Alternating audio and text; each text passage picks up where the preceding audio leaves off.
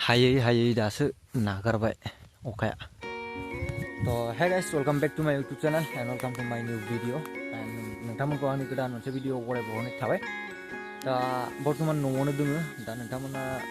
बहुत दिन जाबायमोन आं भिडिअ लाबोयो फेमिलि ब्लग लाबोयो तो दिनै लाबोबाय तो नोंथांमोनखौ आसा खालामो बयबो नायलांगोन होननानै तो नोंथांमोना नायलांबाय थाबानो जाबाय तो let's start the video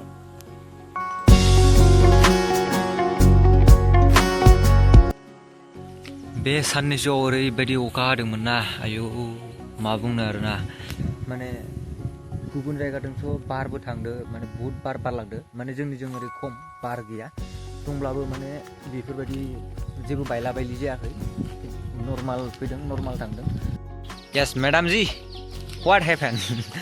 जोंना नै सासे डलार जाग्रा दंफैयो डलार जाग्रा नोंनि मा खालामदों वा फेसबुकनि डलार जाग्रा फेसबुक दङ बिना फेसबुक मा नाम मोनलाय नोंना फेसबुक ना खिथाना होदोब्रा एसे सुबुं बसुमतारी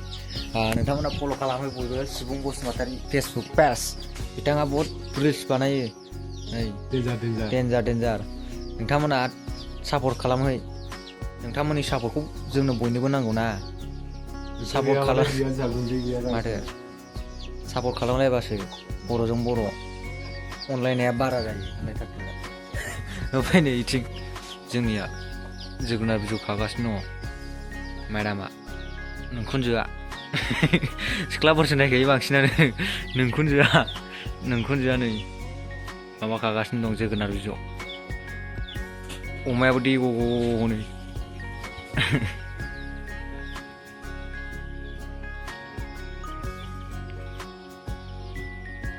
नोंखुनजो बि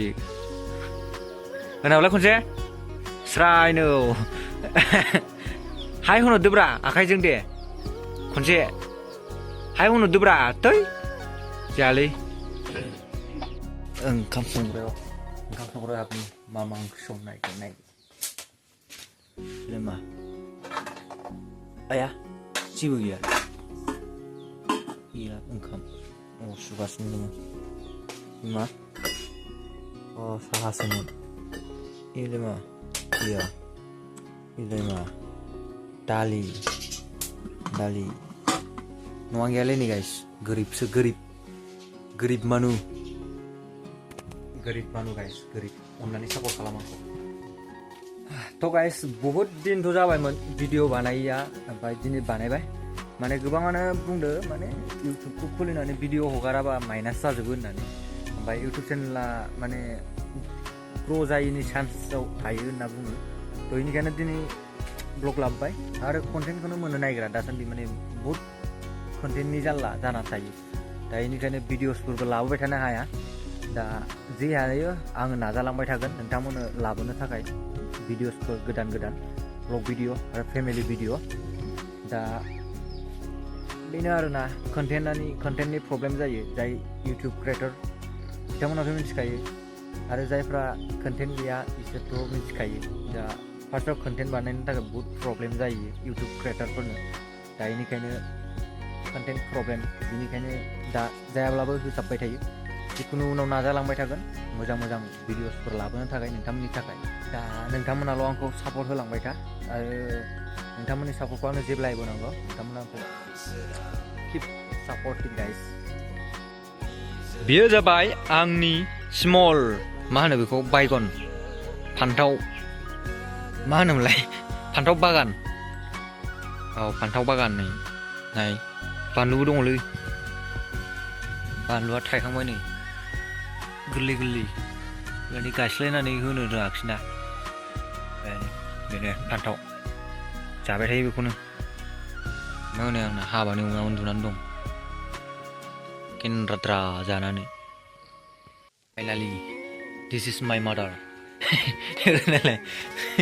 ओरैनालाय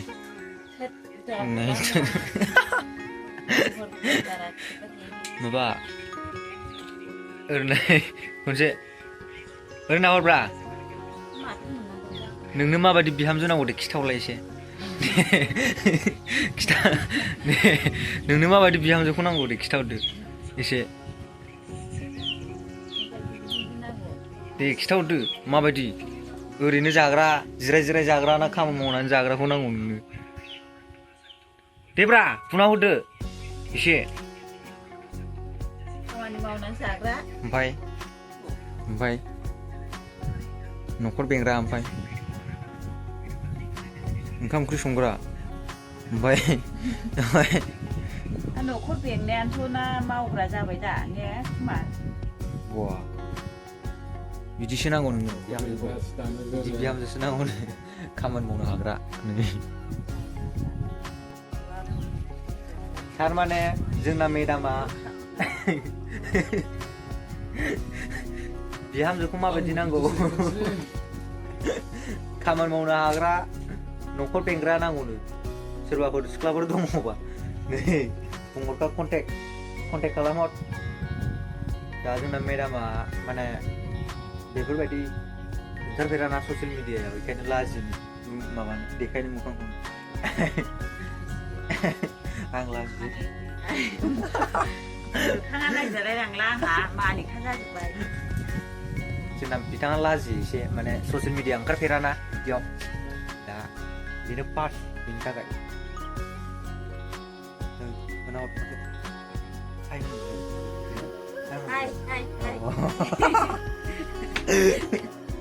दाख्लैबावै नैबावहाय हाग्रा मुलि सारदोंमोन आङो हाग्रा थैनायनि रानजोब्बाय नै दा बागानाव सारदोंमोन माने दा बुहुद खस्थ' जायो ना एवनो थाखाय सान्दुं गोसायाव बेनिखायनो मुलि सारोबा साबसिन जायो ओंखायनो मुलि सारदोंमोन आं नै दा रानहांबायानो दा बुहुद खस्थ' जायो सान्दुं गोसायाव हाग्रा एवनांगौबाथाय माने बुथुङा खामलाबजोबनाय बायदि मोनो दा ओरैनोबा दानि सान्दुङा बिराद डेन्जारसो बेनिखायनो माने मुलि सारदोंमोन आं दाख्लै नैबावहाय खोथिया खुबैनो थाखाय हालेवनानै दोनखानाय जाबाय बेयावहाय रेडि खालामनानै दोनखाबाय दा खालि अखा हाबा फोनांसिगौल' आरो हालेवनानै फिननैसो हालेवनानै फोनांसिगौल' होमबानो माने जाबाय स' गाइस दिनैनि भिडिअखौ आं बेखिनियावनो दोननोसै नोंथांमोना दिनैनि भिडिअखौ माबायदि मोनखो कमेन्ट बक्सआव खिन्थाहरदो आरो जायाब्लाबो आं दिनै ब्लग बानायबाय थ' खनसे लाइक शेयार कमेन्ट साबस्क्राइब खालामनानै दाबाव आरो आंनि गोदान भिडिअखौ नायनो थाखाय नटिफिकेसनखौ अलाव होनानै लाबानो जाबाय थ' नेक्स्ट भिडिअ गाबोन लोगो मोनगोन थ' बाय बाय जय बर' हारिनि जय